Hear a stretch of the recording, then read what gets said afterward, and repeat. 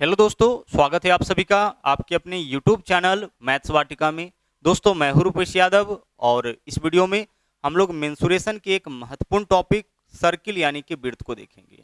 तो आज हम लोग सर्किल के इम्पोर्टेंट थ्योरी को देखेंगे और अगले दिन इसी टॉपिक से रिलेटेड जो इम्पोर्टेंट क्वेश्चंस आपके एग्जाम में पूछे गए हैं और जिस तरीके के क्वेश्चंस पूछे जाते हैं उन क्वेश्चंस को करेंगे। तो आइए आज के क्लास की हम लोग शुरुआत करते हैं। सबसे पहले तो यहाँ पे देख लीजिए, यह हमारा एक सर्किल है, ठीक है, और यह इसका केंद्र बिंदु हो गया और केंद्र बिंदु से परिधि को मिला दिए तो यही कहलाता है आपका रेडियस यानी कि त्रिज्या। कहीं से भी केंद्र बिंदु से परिधि को मिलाएंगे तो वह क्या कहलाएगा? त्रिज्या कहलाएगा। और त्रिज्या का जो दोगुना होता है यानी 2 गुने त्रिज्या जो होता है उसी को हम लोग व्यास बोलते हैं यानी कि डायमीटर बोलते हैं। इस व्यास को हम लोग हमेशा किससे डिनोट करते हैं? डी से डिनोट करते हैं। तो व्यास बराबर 2 गुने त्रिज्या हो जाएगा। अब आइए सबसे पहला फॉर्मूला हम लोग देखते हैं। मान लीजिए कि हमें इसका परिधि निकालना हो। परिधि का मतलब क्या होता है समझिएगा। परिधि का मतलब होता है चारों ओर की लंबाई। जैसे यह हमारा सर्कल है तो अगर हम यहां से चले पूरा तो यहां से लेकर के यहां तक का जो लंबाई होगा ना वही हमारा क्या कहलाता है? परिधि।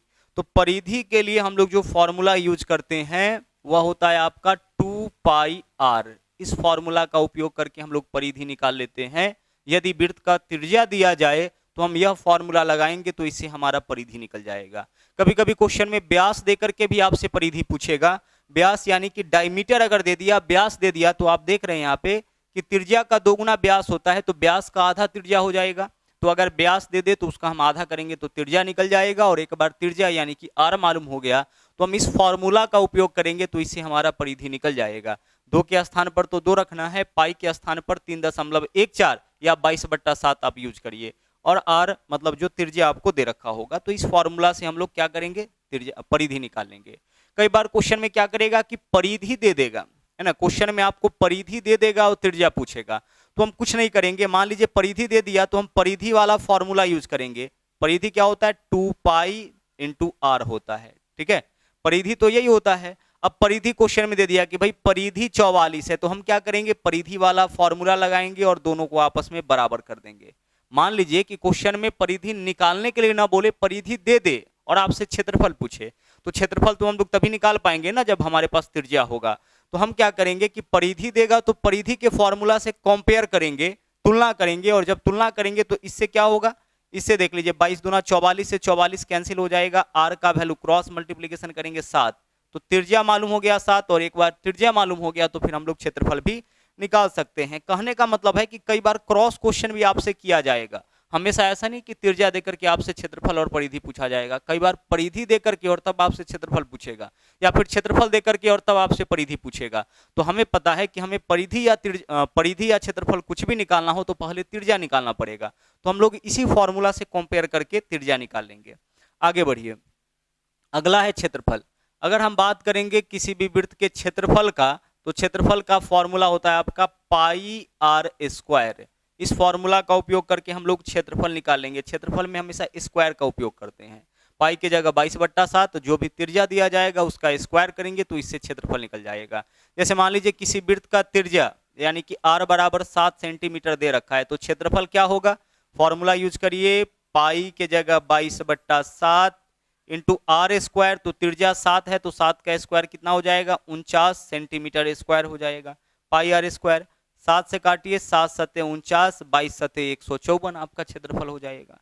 तो अगर क्वेश्चन में त्रिज्या दे रखा है ना तो उस केस में हम लोग क्या कर सकते हैं? बहुत ही आराम से उसका क्षेत्रफल निकाल सकते हैं। तो अभी तक आप 2 कॉन्सेप्ट सीखे हैं। पहला परिधि कैसे निकालेंगे और दूसरा हम लोग क्षेत्रफल कैसे निकालेंगे। अब आइए इसके इंपॉर्टेंट कॉन्सेप्ट को और अच्छी तरह से हम लोग सीखते हैं। यहां तक तो लगभग सभी लोगों को पता होता है। अब अगर हम बात करेंगे किसी वृत्ताकार पहिए का, ठीक है, अगर हम किसी भी वृत्ताकार पहिए की बात करेंगे, सपोज करें कि यह हमारा एक वृत्ताकार पहिया है। अब इस पहिए के द्वारा, जनरली पहिया आपका वृत्ताकार ही होता है, तो इस पहिए के द्वारा अगर आपसे पूछा जाए कि एक चक्कर में तय दूरी बताइए तो आप एक चीज बताइए कि यह पहिया एक चक्कर में कितना दूरी तय करेगा? यहां से यहां तक, यहां से चलना शुरू करेगा, वापस यहां तक आएगा तो हम बोलेंगे कि एक चक्कर में यही दूरी तय किया है। तो किसी भी पहिए के द्वारा एक चक्कर में तय दूरी मतलब यहां से लेकर के यहां तक का तय दूरी क्या कहलाता है? उसका परिधि कहलाता है।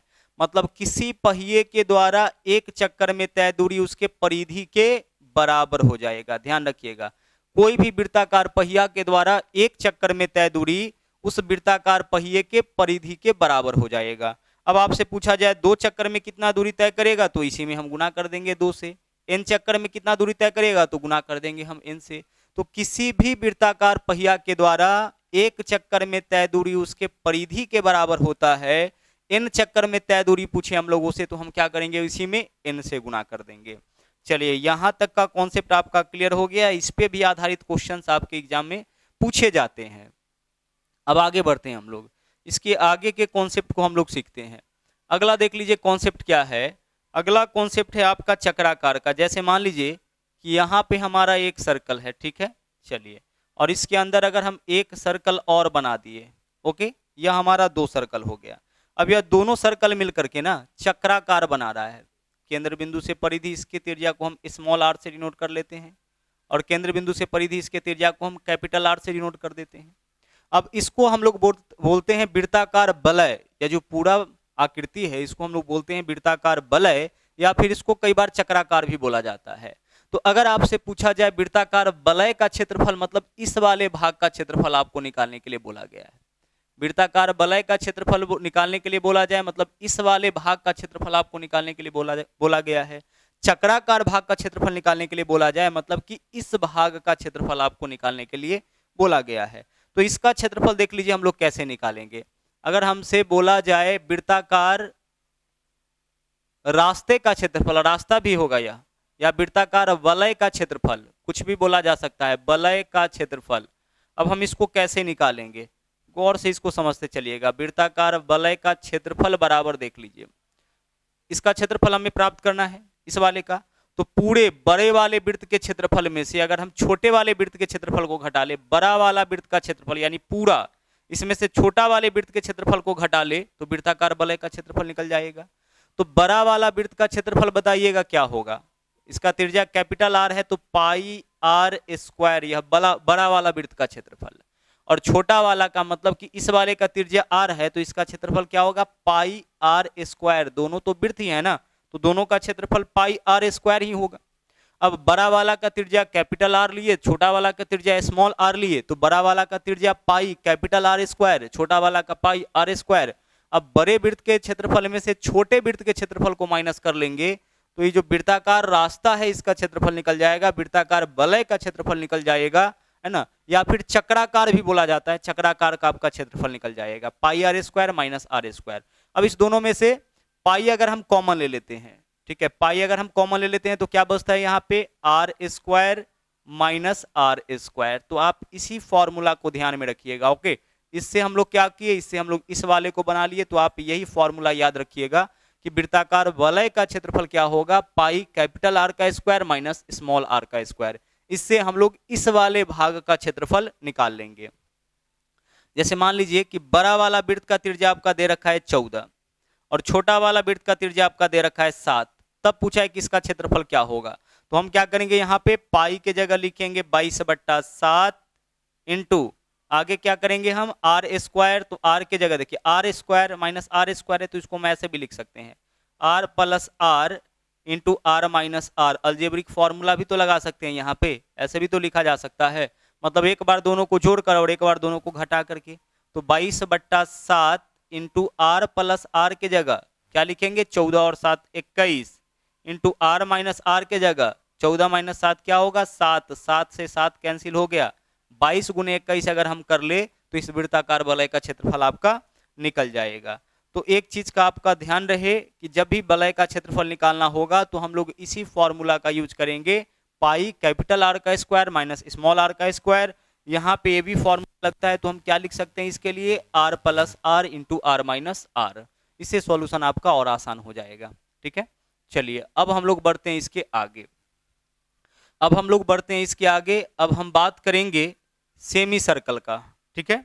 सेमी सर्कल का बात करेंगे यानी कि अर्धवृत्त का। यह हमारा वृत्त का आधा भाग है, यहाँ पे केंद्र बिंदु है, यहाँ पे आपका क्या है केंद्र बिंदु है, तो केंद्र बिंदु से परिधि यह क्या कहलाएगा, यह कहलाएगा आपका त्रिज्या।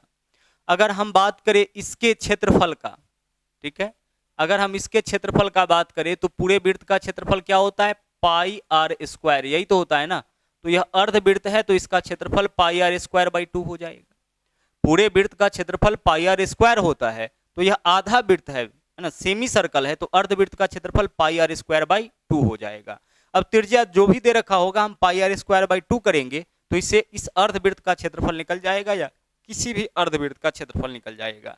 लेकिन अगर हम इसके परिधि की बात करें, अगर हम अर्धवृत्त के परिधि की बात करें तो देखिए इसका परिधि क्या होगा। सबसे पहले फॉर्मूला हम लिख देते हैं, फिर आपको हम समझाते हैं कि परिधि क्या होगा। देखिए इसका परिधि होता है pi are plus 2r। Okay, इसका परिधि क्या होता है, पाई आर प्लस 2r। अब इस दोनों को थोड़ा सा आप अरेंज करते हैं ना, दोनों जगह से r कॉमन ले लेते हैं तो क्या होगा आपका पाई प्लस 2 इंटू आर। देखिए तो होगा इतना pi plus 2 into R, R common लेके बाहर निकालिए तो क्या बचेगा पाई प्लस 2। तो पाई प्लस 2 इंटू आर यही आपका क्या हो जाएगा, यही आपका परिधि हो जाएगा अर्धवृत्त का। पाई प्लस, देखिए पाई प्लस 2 इंटू आर यही आपका अर्धवृत्त का परिधि हो जाएगा। सबसे पहले देखिए यहां से लेकर के यहां तक का लंबाई क्या होगा पाई आर। देखिए पूरा वृत्त अगर लेते हैं तो हम लोग 2 पाई उपयोग करते हैं। 2 पाई, पाई का मतलब 180, 2 पाई मतलब 180 गुना 2 360। लेकिन अगर हम आधा वृत्त का बात करेंगे तो यहाँ पे हमें केवल पाई आर लेना पड़ेगा। तो पाई आर से क्या निकलेगा, यहां से लेकर के यहां तक का लंबाई निकलेगा। लेकिन आपको निकालना है परिधि यानी चारों ओर की लंबाई, और यहां से यहां तक का लंबाई आर, फिर इधर आर, तो आर प्लस आर यानी कि 2r। तो कुल मिला के यह जो सेमी सर्कल है उसका परिधि कितना हो जाएगा पाई आर प्लस 2r।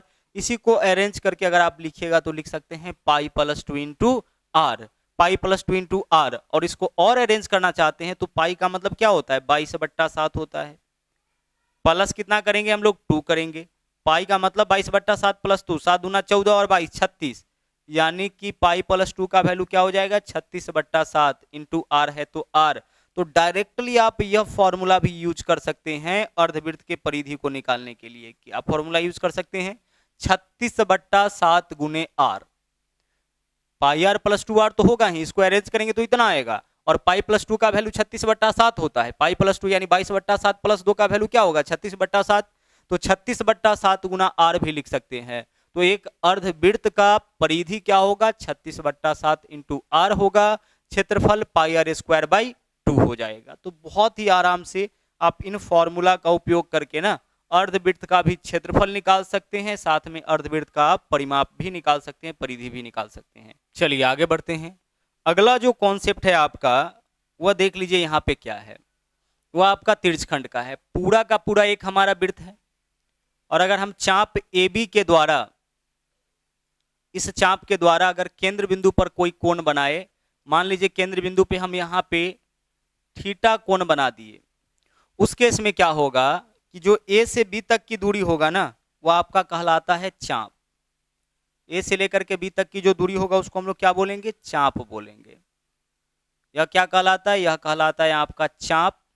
और चाप को हम लोग डिनोट करते हैं किससे, चाप को हम लोग डिनोट करते हैं L से। क्लियर हो गया। A से B तक की जो दूरी होगा उसको हम लोग किससे डिनोट करेंगे, उसको हम लोग बोलेंगे चाप। और जो चाप होता है उसको हम लोग डिनोट करते हैं किससे, L से। तो मान लीजिए कि इस चाप का लंबाई आपको निकालना हो, A से लेकर के B तक की दूरी को निकालना हो, तो क्या फॉर्मूला यूज करेंगे। तो देखिए चाप की लंबाई अगर आपको निकालना हो, अगर L का वैल्यू आपको निकालना हो, तो फॉर्मूला हम लोग यूज करते हैं पाई आर थीटा। ठीक है, pi r theta, pi r into theta बट्टा 180 degree. Clear, pi r theta बट्टा 180 डिग्री, यही फॉर्मूला हम लोग यूज करते हैं। चाप की लंबाई अगर निकालना होगा तो क्या फॉर्मूला यूज करेंगे, पाई आर थीटा बट्टा 180 डिग्री। अब इसको आप समझ लीजिएगा तो फॉर्मूला हमेशा याद रहेगा, नहीं समझिएगा तो फिर याद नहीं रहेगा। गौर से समझिएगा, चाप की लंबाई के लिए हम लोग यही फॉर्मूला क्यों यूज करते हैं। जैसे यह हमारा कोई एक सर्किल हो गया, अब अगर हम इस पूरे सर्किल की बात करें तो यहां से लेकर के यहां तक तो यह पूरा चाप हो गया, और यह पूरा चाप कितना डिग्री का कोण बनाएगा 360 डिग्री का। इस पूरे चाप की बात करें तो पूरा चाप कितना डिग्री का कोण बनाएगा 360 डिग्री का। तो इस पूरे चाप के द्वारा जो बनाया गया कोण होता है उसको हम लोग परिधि बोलते हैं ना।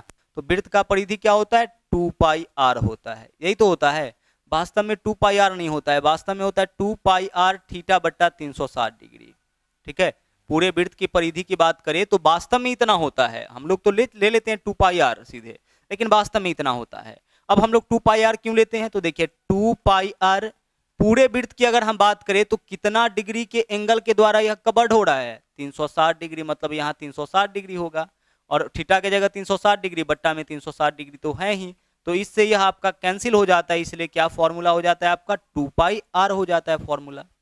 यही कारण है कि फॉर्मूला क्या हो जाता है आपका 2πr फॉर्मूला हो जाता है।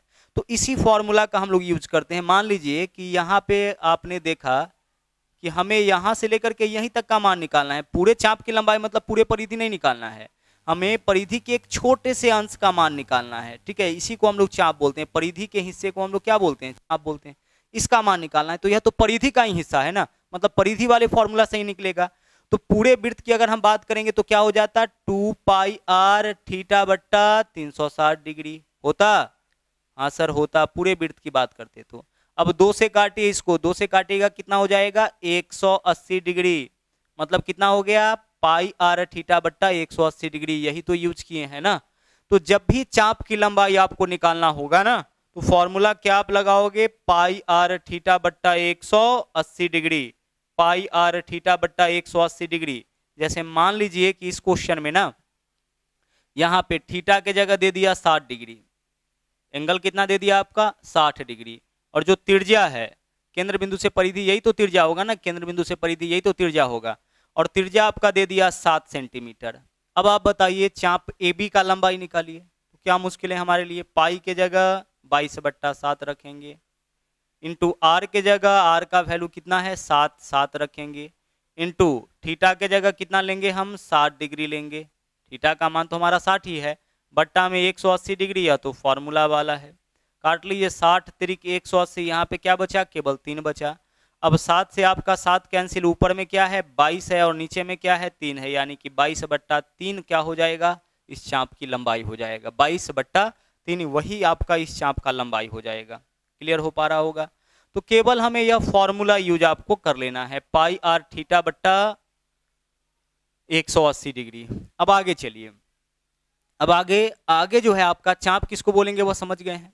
अब इस पूरे को अगर हम बात करें OAB, तो यह कहलाएगा हमारा एक तिर्यखंड, या पूरा का पूरा क्या कहलाएगा, OAB जो है उसको हम लोग क्या बोलेंगे, बोलेंगे एक तिर्यखंड। क्लियर, यह क्या कहलाएगा, यह हमारा कहलाएगा एक तिर्यखंड। अब तिर्यखंड का क्षेत्रफल देख लीजिए कैसे निकालेंगे, तिर्यखंड का क्षेत्रफल कैसे निकालेंगे, तो देख लीजिए तिर्यखंड का क्षेत्रफल, तिर्यखंड कौन सा है आपका, जो भी है, तिर्यखंड का अगर क्षेत्रफल निकालना होगा ना, तो फॉर्मूला क्या यूज करेंगे, तिर्यखंड मतलब वास्तव में यह वृत्त का ही एक हिस्सा है, तो वृत्त का क्षेत्रफल क्या होता है आपका, वृत्त का क्षेत्रफल होता है πr², तो यहाँ भी πr² लिखेंगे, πr² करेंगे तो पूरे 360 डिग्री के द्वारा कवर्ड भाग निकलेगा, तिर्यखंड वृत्त का ही हिस्सा है तो क्षेत्रफल के लिए यही फॉर्मूला, लेकिन इंटू थीटा बट्टा कितना लिखेंगे 360 डिग्री, तो πr² थीटा बट्टा 360 डिग्री अगर आप करते हैं तो तिर्यखंड का क्षेत्रफल निकलेगा। तिर्यखंड कौन है इसमें, OAB, यानी इस पूरे पार्ट का क्षेत्रफल की कितना भाग यह घेरे हुए उसका क्षेत्रफल निकल जाएगा, πr² थीटा बट्टा 360 डिग्री। r का मान जो भी देगा वह r के स्थान पर रखेंगे, थीटा का मान जो भी देगा, मान लीजिए 60 डिग्री तो थीटा की जगह 60, अगर यहाँ पे 90 डिग्री का कोण बन रहा होगा तो थीटा के स्थान पर 90 डिग्री लिखेंगे, और इस तरीके से हम लोग अपना आंसर निकाल लेंगे। ओके, कहने का मतलब कि तिर्यखंड का क्षेत्रफल अगर हमें निकालना होगा तो हम यही फॉर्मूला यूज करेंगे, πr² थीटा बट्टा 360 डिग्री। अब आगे चलते हैं, इसमें तो त्रिज्या का वैल्यू दे रखा होगा तो उसको सीधे केवल पुट कर देना है। अब आगे इसके आगे जो हम लोग देखेंगे, देखिए जो अगला कॉन्सेप्ट है हमारा वह देख लीजिए क्या है, अगर हम यहां से इसको मिला दे, ठीक है, यहां से अगर हम इसको मिला दे तो यहाँ पे OAB एक हमारा त्रिभुज बन गया, OAB क्या बन गया, त्रिभुज बन गया।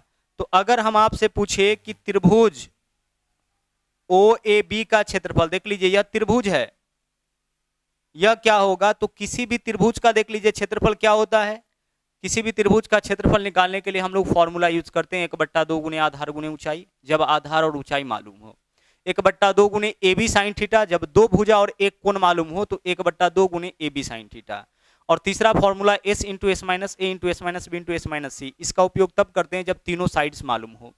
तो यहाँ पे आप देख लीजिए क्या है, त्रिभुज OAB में दो भुजा मालूम है, इस भुजा का तो लंबाई नहीं पता है AB का, तीन भुजा में से एक दो OA और OB मालूम है, और बीच का एक कोण पता है। तो जब भी दो भुजा किसी भी त्रिभुज या त्रिभुज के हिसाब से चलिए, किसी भी त्रिभुज का दो भुजा और एक कोण मालूम हो तो क्षेत्रफल बराबर होता है 1/2 गुने AB sin थीटा। तो A के जगह पहला भुजा तो पहला भुजा R हो जाएगा, B के जगह दूसरा भुजा तो दूसरा भुजा R हो जाएगा। तो R गुने R क्या हो जाएगा आपका, R square into sine theta, R square into sine theta. इससे क्या निकलेगा, इससे निकलेगा इस त्रिभुज का क्षेत्रफल। जैसे मान लीजिए कि त्रिज्या 7 दे दिया, मान लेते हैं कि त्रिज्या कितना दे दिया क्वेश्चन में, 7 दे दिया, और थीटा का वैल्यू आपका फिर से दे दिया है 60 डिग्री। अब क्षेत्रफल निकालिए, तो हम लिखेंगे 1/2 गुने R स्क्वायर, तो 7 का स्क्वायर कितना 49, और थीटा के जगह 60, तो साइन 60 का मान क्या होता है, √3/2 होता है। बस इसको सोल्व करेंगे, 49 गुना √3, 49 √3/4, 49 √3/4, यही आपका इस त्रिभुज का क्षेत्रफल हो जाएगा।